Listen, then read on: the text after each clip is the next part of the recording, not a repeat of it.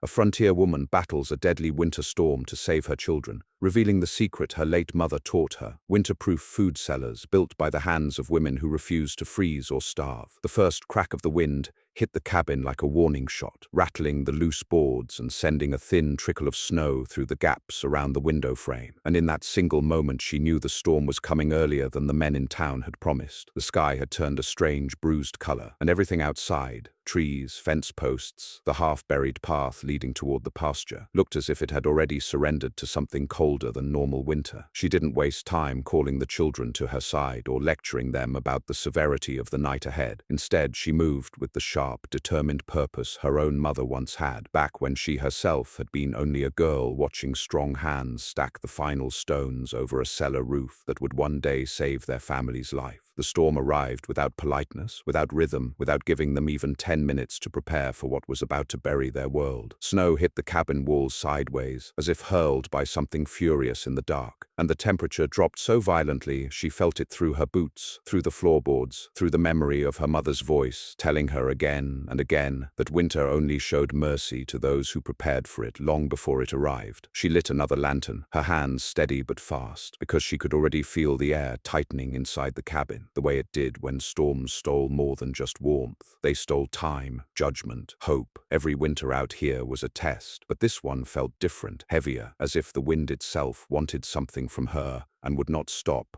until it had taken it. Her children were in the small bedroom, silent, wide-eyed, listening to the wind shake the house as if it wanted in. She didn't bother comforting them, because children born on the frontier understood fear the same way they understood hunger. It came often enough that learning to walk through it mattered more than pretending it wasn't there. Instead, she called out that they needed to bundle tighter and pack only what they could carry. The eldest asked if they were retreating, but she only said one word: cellar. It wasn't the cabin that would save them tonight. It was the place beneath it, the thing the men in town called an old superstition or women's magic, or sometimes dismissed entirely as unnecessary frontier stubbornness. But she remembered being 8 years old, helping her mother drag riverstones across the dirt while freezing rain fell sideways. And she remembered her mother laughing, because even then she understood something most people didn't, that the world was changing, winters were getting crueler, food scarcer, storms meaner, and survival belonged to the ones willing to build what others didn't understand. So she grabbed the rope lantern from the hook near the stove and opened the trapdoor in the kitchen floor. A sigh of warm, stable air rose up from the darkness below, nothing like the frantic cold swirling through the cabin. Even after all these years, even after 2 pregnancies, a husband's burial, a failed harvest, and 1,000 quiet moments of doubt, the cellar her mother built still breathed like something alive. She motioned the children down ahead of her while she secured the blankets, water bucket, tools, and dried root sacks. The house groaned under the pressure of the wind. Snow was piling fast along the northern wall, pressing like a hungry animal. She could feel the temperature shifting again, dropping in sudden, punishing waves, the kind that usually killed the weakest livestock by dawn if they weren't sheltered right. Before following the children, she took one last look around the cabin. It wasn't fear that flickered through her, it was memory. She saw her husband's coat still hanging by the door, stiff from age but still carrying the shape of the man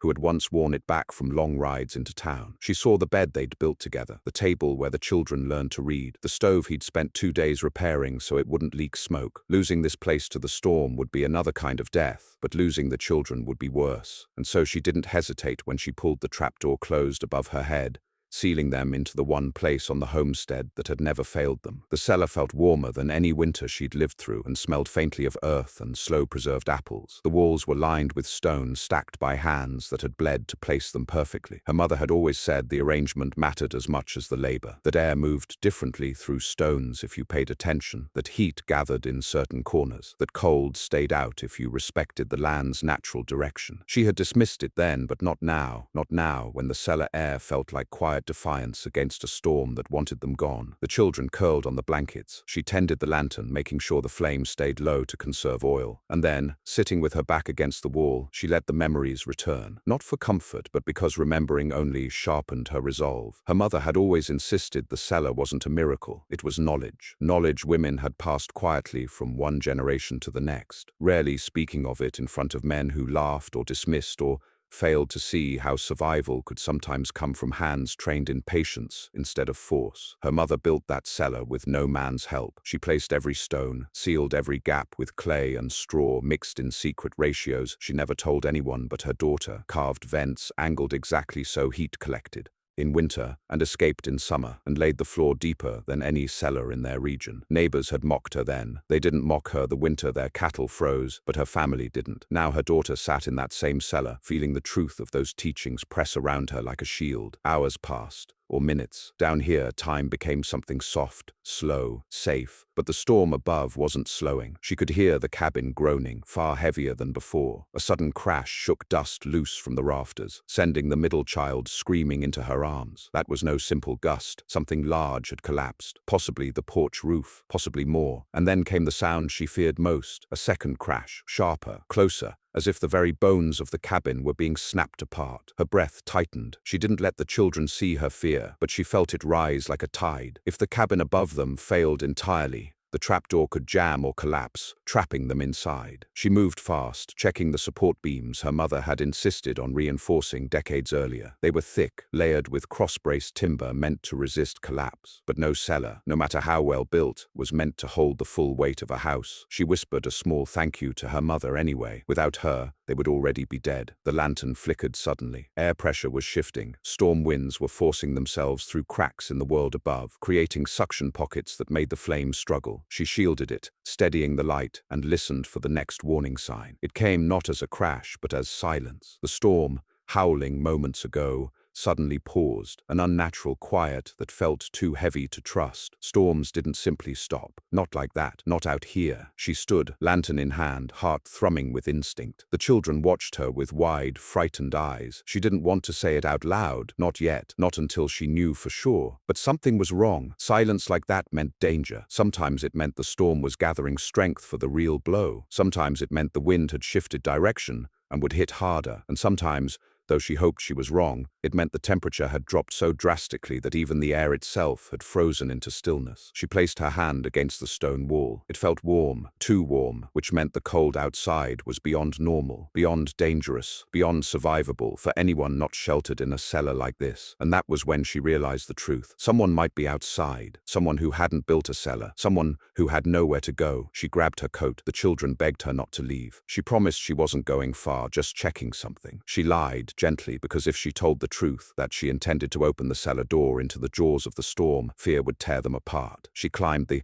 ladder. She hesitated at the trapdoor. The wood above felt colder than anything she had ever touched, and when she pushed it open, just enough to look, the sight that met her eyes was something she would never forget. The cabin was half destroyed. Snow had burst through the north wall. The roof sagged inward. The storm was not merely cruel, it was monstrous. And lying in the snow, right in front of what remained of the cabin door, was a figure. Someone had crawled through the storm toward her home. Someone half buried, unmoving. Someone still alive, or almost.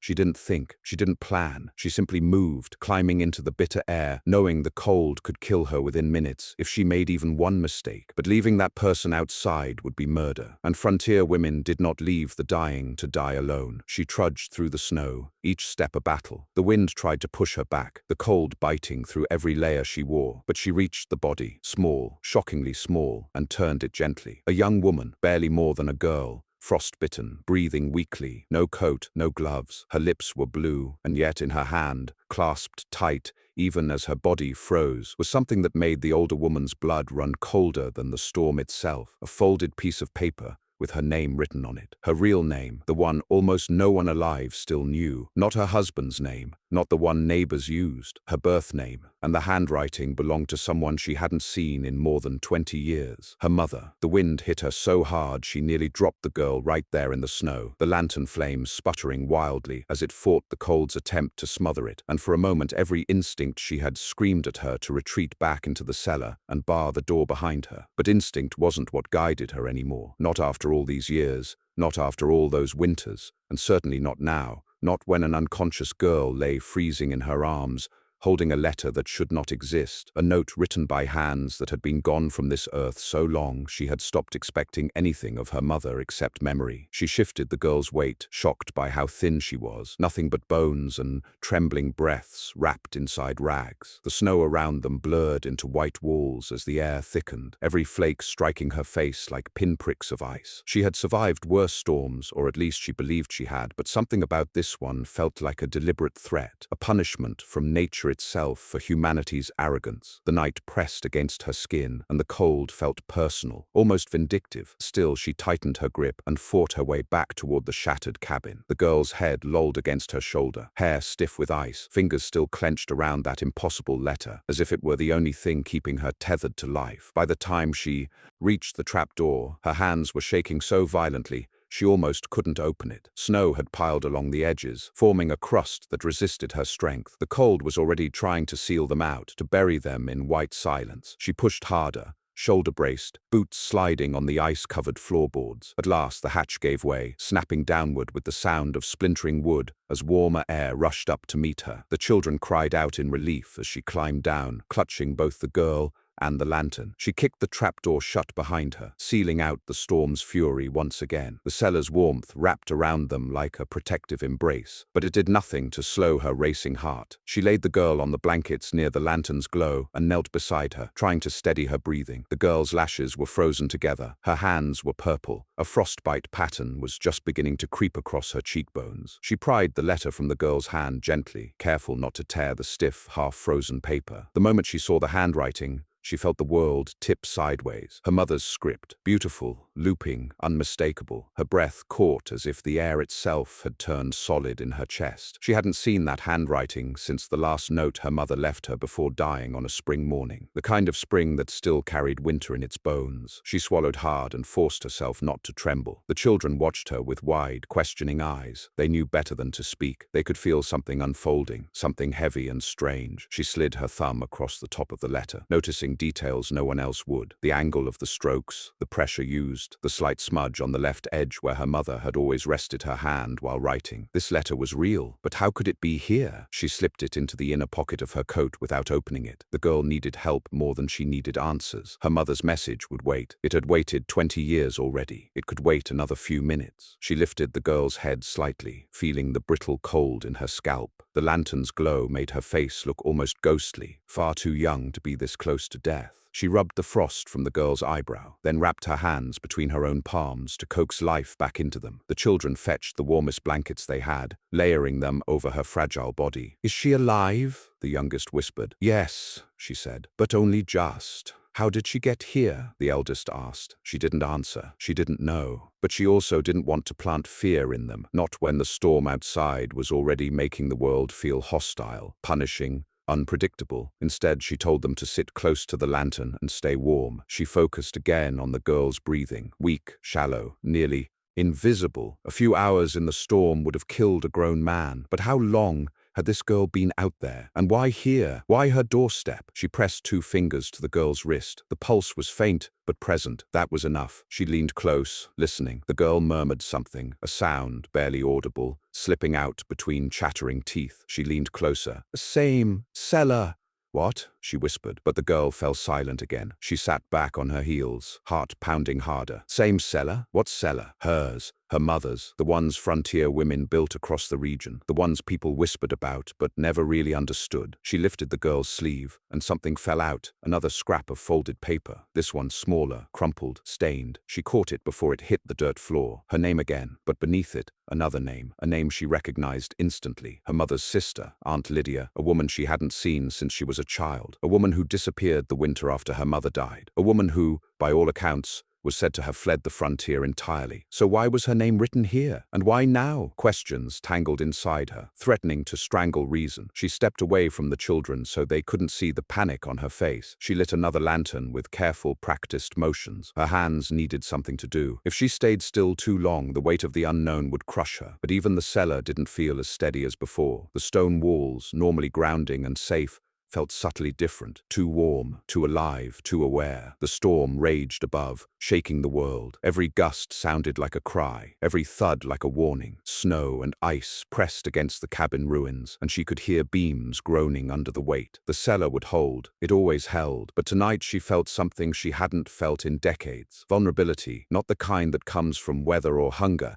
but the kind that comes from old secrets clawing their way back into the present. Her mother's cellar wasn't built just for storms. It wasn't built just for food. It was built to protect a truth. She felt it now, as sharply as the lantern's heat. Something her mother never told her. Something buried deeper than the root vegetables, sealed in clay jars. Something her mother had feared enough to write a letter she never sent, and hand it to someone who waited 20 years to deliver it. She paced the small space, the lantern swaying in her hand. The children watched carefully. They could sense her fear, even if they didn't understand it. The girl on the blanket stirred again, letting out a soft cry. She dropped to her knees and checked the girl's temperature. Still cold, but improving. The cellar was doing its work. Her mother always said warmth lived in the walls, stored through seasons, waiting for the moment it was needed. The cellar did feel warmer, too. Warm. She placed her hand on the stone again. It pulsed with heat, not radiated, pulsed. She jerked her hand away as though burned. The children gasped. "Ma, it's fine," she said quickly. "Stone holds heat, that's all." But even as she said it, she knew it was a lie. Stone didn't pulse like that. Heat didn't flare suddenly like a heartbeat. Something else was happening. Something she could no longer ignore. She moved back to the girl, voice low, gentle, steady. "Can you hear me?" she asked. The girl's eyelids fluttered, her lips parted. "Are you from the southern road?" she pressed. "Did someone send you? My mother? My aunt? Tell me how you came to this place." The girl's mouth trembled, and for a moment she thought no answer was coming. Then a whisper escaped, faint as dust. "You have to read it." Her heart dropped. "The letter," she whispered. The girl nodded, barely. Her pulse quickened. Her mother's letter had waited 2 decades. It seemed it could wait no longer. She reached into her coat and retrieved the folded paper, its edges stiff with cold. She sat beside the lantern, the flame trembling as though bracing for what would come next. The children crept closer without being told. She unfolded the letter slowly, feeling the weight of the years between her and the last time she read her mother's handwriting. The paper cracked slightly at the creases, old but preserved. Her mother's script looked exactly as she remembered, delicate but firm, elegant but strong. She took a breath and read, "If you are reading this, the winter has returned, the real winter, the one our family has feared for generations, the one we built our cellars to survive." Her lungs froze harder than the storm above them. "You must listen carefully. Everything I taught you was only the beginning. There are truths I could never speak aloud, not while you were small, not while the wrong people might overhear. Our cellars do more than store food. They store heat, they store life. They store memory." She stopped breathing altogether. "Memory. You are the last who can protect it. And one day, someone will come looking, not for shelter, for you." She lowered the letter with trembling hands. The cellar grew warmer. The lantern flickered. The girl on the blankets began to shake violently, as though the heat itself frightened her. The storm above roared once more, as if enraged she had read what was not meant to be read so soon. And then something knocked, not on the trapdoor above, on the stone wall behind her. 3 slow, deliberate knocks, coming from the underground earth itself. The knocks did not echo like normal sound. They thudded through the cellar stones in a way that made the air tighten, as though every grain of earth beneath the homestead had been waiting years, decades, for that exact moment to respond. She froze where she stood, breath caught halfway in her chest, every instinct fighting the part of her mind screaming that this was impossible, that nothing alive could be beneath them, that the earth did not speak, the soil did not move, the dead did not knock. And yet the sound came again, unmistakably real. 3 slow, patient raps that vibrated through the soles of her boots, and left even the lantern flame trembling as if it, too, felt the shift in the world. The children scrambled behind her, clutching one another with panicked breaths. The youngest's fingers wrapped around the fabric of her skirt, trembling so hard she could feel the beat of the child's fear through the cloth. The eldest tried to appear brave, but his face had gone pale, eyes fixed on the far wall where the sound had come from. The stone there looked no different, the same carefully stacked slabs her mother had placed all those years ago, fitted so tightly they seemed carved from a single piece of earth. But something had changed. The warmth radiating off them pulsed stronger now, like a slow, unnatural heartbeat. She lit a second lantern. The cellar brightened, shadows retreating into the corners. She needed the children to see her steady hands, even if she had to fake them. She could not let them believe that anything down here was beyond her control. The frontier had never forgiven fear that spread too quickly. Panic, once unleashed, devoured entire households. She set the lantern down near the girl. The stranger's breaths had become ragged, her face drawn and pale beneath the thawing frostbite. But her eyes were open now, glimmering weakly in the flickering light as she watched the wall with the expression of someone who had seen this before, or had at least been warned of it in some unspeakable way. Her lips parted, dry and cracked, and she whispered something again. "Don't let it in." Her heart tightened. The knock came again, louder this time, resonating through the earth like a warning, a summons, or perhaps even a request. "Who's there?" the eldest blurted, before she could silence him. The cellar went still. Even the storm above seemed to pause, wind stalling for a heartbeat as if listening. No answer came. The silence felt heavier than the knocks had. She grabbed the boy's shoulder, pulling him back sharply. "Never speak to something you cannot see," she hissed quietly, her voice low enough that the younger children wouldn't hear the fear riding under her words. "Not out here, not under winter." He swallowed and nodded, eyes wide. Her mind raced. Her mother's letter, the girl's warnings, the unnatural warmth, the handwriting confirming secrets long buried. Everything spiraled together into a knot of dread and recognition. Her mother had built this cellar differently from everyone else's, deeper, stronger, angled in ways no one else understood. She had whispered of old knowledge, older than most families remembered. She had said the cold had cycles, winters that were not normal winters, storms that were not weather, patterns that returned only when the land wanted to test them. She had believed her mother, but she had never understood. Now understanding crept in like frost across a window pane. She stepped toward the far wall, lantern held forward. Heat radiated from the stone, waves of warmth rolling off it, as though a fire burned on the other side. But that was impossible. The world beyond that wall was frozen solid, buried beneath snow and ice, earth hardened so deeply nothing living could claw through it, unless it wasn't something living. The girl coughed suddenly, violent and sharp, snapping her out of her thoughts. The blankets shuddered around her fragile body. She knelt quickly, lantern light shifting across the girl's face as she leaned close. "What is beneath us?" she demanded softly. The girl shook her head weakly. "Not beneath, within." The distinction felt like a blade pressed to her throat. "What is within?" she pressed. "Speak plainly." The girl's gaze shifted toward the wall, fear widening her eyes. "Your mother woke it. They all woke it. The women, the ones who built the cellars. They thought they were trapping warmth, but the warmth wasn't theirs. It wasn't the stones. It wasn't the sun's." Her stomach twisted. The girl continued, voice barely a breath. "It was something older, something that sleeps when winters are mild, but rises when winters turn cruel. Your mother tried to protect you. She tried to hide the knowledge, but it's waking now." Another knock, this time sharper, closer. The stone shifted. She heard it, a grinding murmur like something brushing against rock from the other side. The children whimpered. She raised a finger, motioning them to silence. Every muscle in her body tensed as she stepped closer to the wall. She pressed her palm flat against the warm stone. A pulse throbbed beneath her hand. Not heat, pressure, movement. Something was behind the wall, buried, waiting, and now pushing. She staggered back, breath shuddering. She forced herself to steady it, swallowing fear because fear would not help her understand what she was facing. She turned to the girl again. "What does it want?" The girl's gaze grew distant, unfocused. "Warmth, memory, blood,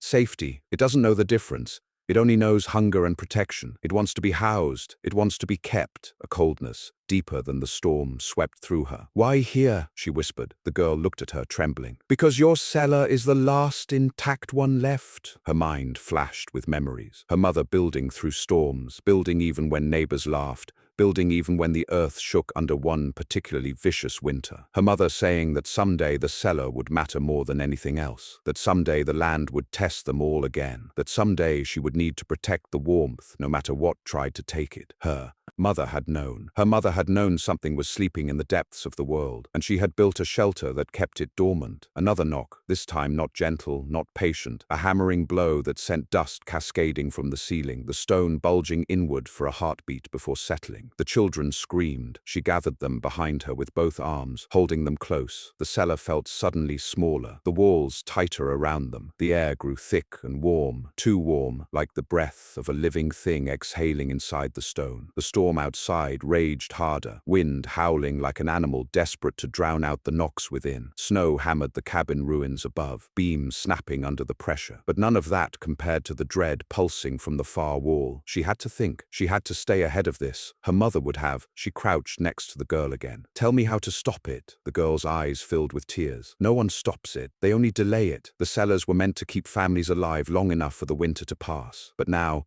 the winter is too strong. The ground is too cold above. It's waking because it feels the cold. It thinks you're calling to it." "I'm not calling anything," she snapped. The girl shook her head feebly. "The storm is." Another blow struck the far wall, strong enough to shake the lanterns. She grabbed the girl by the shoulders. "Tell me what it wants. Tell me what the cellars were built for." The girl's trembling intensified. "Your mother knew. Ask her." "My mother is dead." The girl's eyes flicked toward the stone wall behind her. "Not all of her," she whispered. The cellar went dead silent. Even the storm paused. "Not all of her." Her throat dried instantly. "What are you saying?" The girl's voice dropped to a rasp. "The women who built the cellars left pieces of themselves in the stone. Warmth, breath, memory. It's how the cellars stay warm. It's how they kept us alive through the worst winters. They didn't teach the men because the men wouldn't understand. It wasn't just construction. It was sacrifice." Her heart thudded painfully. "My mother did not sacrifice herself to build this cellar." The girl shivered fiercely, her words breaking apart. She gave enough. Enough that when the next great winter came, the cellar would wake. And now, it's waking. The wall throbbed again, this time with a low, resonant sound like a heartbeat echoing through stone. The youngest screamed. She spun around, lantern raised high, staring at the wall, as a thin crack formed across the surface, not breaking through, but pulsing with warmth, like an ember beneath ash. Something was coming, something old, something her mother had bound within the stones long ago. The girl collapsed again, unconscious. The children clung to her, and the storm howled louder than ever, the world outside collapsing under ice, while the world beneath them swelled with heat and memory and hunger. She had no choice now. She had to face whatever was in the stone, because if it broke through on its own, none of them would survive the night. For a moment she could not move, could not breathe, could not even blink. The crack in the stone pulsed again, slowly, patiently, almost tenderly, as though it were not a flaw in the wall at all, but an eyelid preparing to open. Warmth radiated from it in waves, heavier than the lantern's glow, thicker than fire, a kind of heat that seeped into bone and marrow whether invited or not. The children pressed against her back, gripping her clothes with frightened fists, and she felt every shiver travel through them as the cellar tightened around them like a throat swallowing. The girl on the blankets had fallen completely still now, her breaths shallow, her life suspended in that fragile space between survival and surrender. The letter from her mother lay half open in her hand, the edges illuminated by the lantern's restless flame. Every part of her wanted to deny what she had read, what she now felt pulsing through the stone. But denial was a luxury the frontier had never granted anyone. Out here, lies killed faster than cold. Another pulse rolled through the wall. This time she heard it, a sound that did not belong to stone or wind or earth. A whispering exhale, faint but unmistakable, like the breath of someone waking from long sleep and remembering, all at once,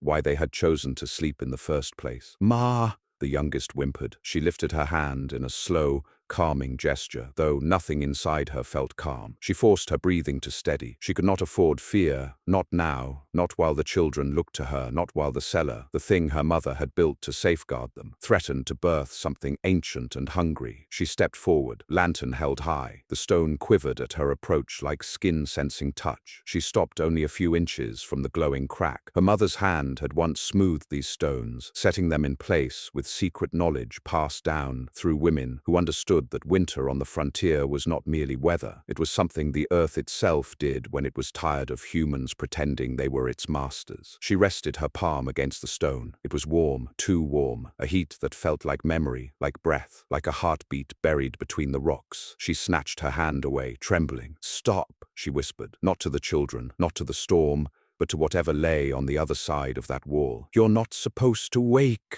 The crack throbbed softly. A whisper seeped through the stone, in a voice that was almost, but not quite, her mother's. Child. Her blood froze in her veins. The eldest gasped. The younger ones clamped their hands over their ears, shaking. She couldn't protect them from this. Whatever was Waking had been waiting for her, not for men, not for the town, not for anyone else. For her, for the daughter of the woman who had once built this place with her own hands and hidden secrets inside its walls. The cellar had never been just a structure. It had been a cradle, a tomb, a womb, a memory, a vault for something older than the frontier, older than their family, older than any winter they had survived. A second voice joined the first, this one softer, sadder, deeper, like a chorus of women humming through the stone. The storm has come. You must open the way. Never, she said, stepping back. Not while my children are here. A crackling sound spread along the wall again, not splitting, stretching. The stones shifted, adjusting their shapes with the sound of teeth grinding. Warmth poured out so heavily the lantern's flame shrank, retreating from the living heat like prey before a predator. "Ma," the eldest whispered, "the wall is breathing." It was. She couldn't deny it now. Every stone rose and fell with a low rhythm, inhaling warmth from the room, exhaling something she could not name. The earth behind it pulsed with light like embers in a furnace, growing brighter with each breath. The storm above them slammed ice against the cabin ruins, but even that fury felt distant compared to the life stirring behind the cellar wall. Her mother's letter trembled in her hand. She raised it to the lantern and read the next lines aloud, half for herself, half for whatever listened inside the stones. "If the winter awakens what we buried, you must become the shield I could not be. The warmth is not love. The warmth is not safety. It calls to us because it hungers for our memory, for our blood." Her throat tightened around a breath that refused to come. "Do not open the stones, not until the final moment, not until you understand what must be done." She looked up sharply. The final moment? She had already passed it, hadn't she? Something shifted behind the wall again, a deep, slow movement, like a creature turning inside a cocoon. The stones flexed outward slightly, dust drifting down in soft whispers. She stepped between it and the children, shielding them with her body. "Stay behind me," she said. "But Ma,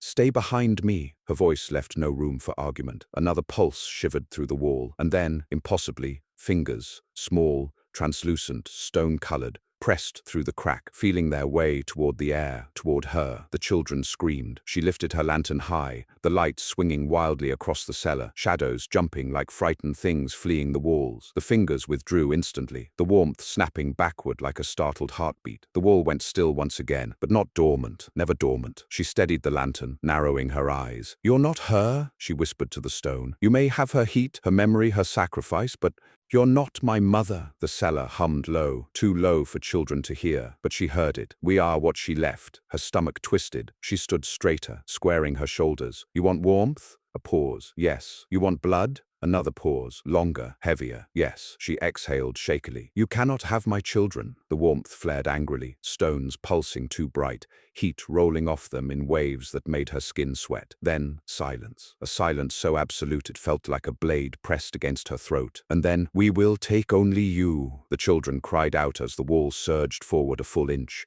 heat blasting the cellar. The girl on the blankets jolted awake with a scream, clutching her frost-bitten hands to her chest. "No!" she shouted, lunging between the children and the wall, lantern raised like a shield. "I won't let you take any of us!" For a moment everything stopped, the storm above, the wall, the earth. Even her own heartbeat froze in her chest. Then, gently, softly, heartbreakingly, the voice through the stone whispered her name, her birth name, not the one her husband had given her, not the one the town used, the one her mother had spoken only once, on the night she finished building this cellar. She dropped the lantern. It rolled across the floor, its flames stretching shadows across the walls, across the girl, across the children, across the crack glowing in the stone. She stepped closer, trembling, tears burning down her cheeks before she even realized she was crying. "Are you saying she's inside?" she whispered. The stone pulsed, what remains of her. Her breath shook, her knees weakened. She pressed her hand to the wall again, sobbing quietly. The warmth leaned into her palm like a ghost resting its forehead against hers. The cellar hummed like a heartbeat, her mother's memory, her mother's sacrifice, the creature or force or memory